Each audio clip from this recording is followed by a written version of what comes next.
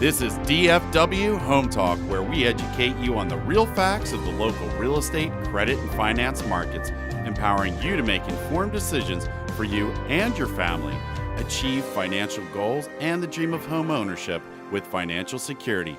Now your host, Kimberly Beckham. What would you advise business owners to do to prepare for commercial borrowing if they found a commercial property? That's a great question, Kimberly.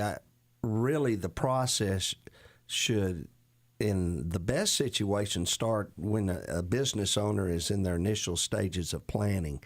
So I would say planning and anticipation is the most proactive step. For example, in business, you know you're going to need money through the life cycle of your business, being expansion, buying a commercial property, etc. So one of the first things a business should do is start looking for those relationships, identifying who they want to work with. It's always better that if you've, for instance, here's a question I've got for everyone. If all of a sudden you had a financial emergency situation, do you have an image of somebody that you know that you could reach out to on the spot to deal with that? Well, if you can't answer that question, time is now to start building those relationships so that it could be anything from covering a check to an opportunity which you need to move timely on a property. So start with those professional relationships to begin with. Professionals such as Monica Wofford, for instance. You know, when you're starting to anticipate a building, you want to start by looking, and the professionals here on this show, just as Josh again, the more planning, the more preparation you can do into it. But I'm going to simplify commercial lending today. Start with the relationship. Start with people, and in this process, hope to share with you how to identify that even better. So when somebody starts that planning process, what are some of the things, say they have established a relationship, what are some of the things that they need to plan ahead of time before moving forward with a commercial purchase? Okay, again, good question. That needs to really start when as you're in your early stages of planning your business. One things I'll get into, for instance, you need to make accounting decisions that you're going to reflect enough income. So one of those professionals to have in the loop is a good accountant, someone that can help you manage from the numbers. You may be strong at managing from the numbers. You might not be. If you're not, you need that person at least as a consultant and team telling you, well, here's what's trending, and bankers can do that for you too. So you need those relationships so that you can start planning, so that you'll be reflecting. For instance, very simple, every business owner decides whether they're going to expense off items or where how it will be treated. If they're going to be borrowing from banks we're regulated.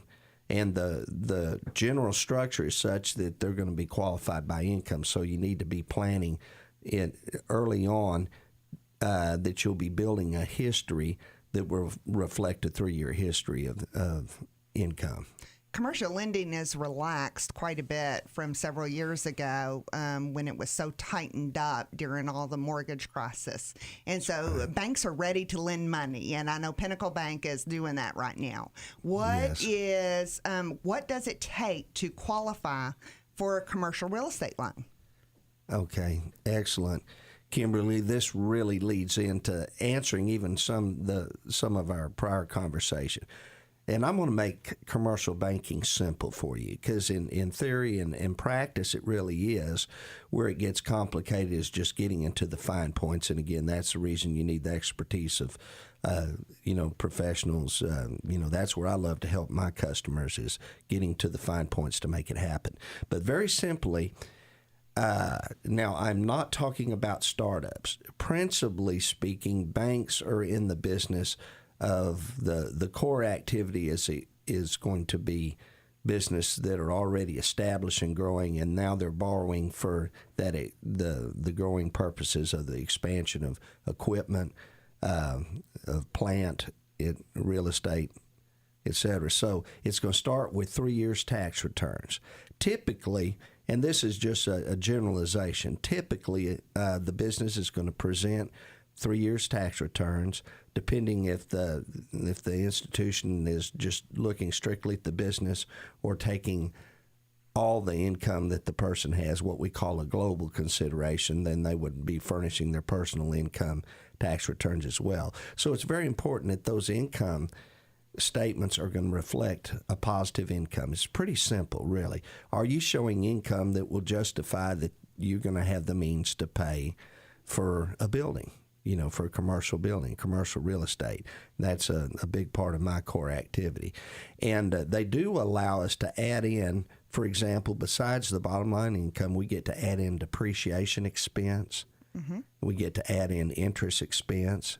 And if someone was leasing a building, they're going to have that lease expense, which will be income also to help pay for that debt or service the debt, as we call it. So simply, to make this simple, it's a management decision that you're going to build up that income. The typical formula is usually 2 or 3 years of those 3-year average, historical average will show strong enough support for the loan. And probably a current, since we're late in the year, a current profit and loss for the CPA to draw up. Would that be beneficial? Say they had a really good year for 2014?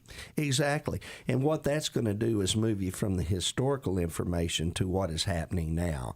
So naturally, that is always the general package. If I was to generalize this, someone come to me, I'm going to get the last 3 years tax returns. I'm going to get a the current within 90 days balance sheet, income, profit and loss statement, and then depending on the type of project. But to be real simple, commercial lending is pretty easy. It's collateral. It's income. How can you secure the loan? Is it income? Do you have sufficient income? Usually we want to see what we call 1 1/4 coverage to 1.30, something in excess of what's going to be going out in debt. So those are the simple factors.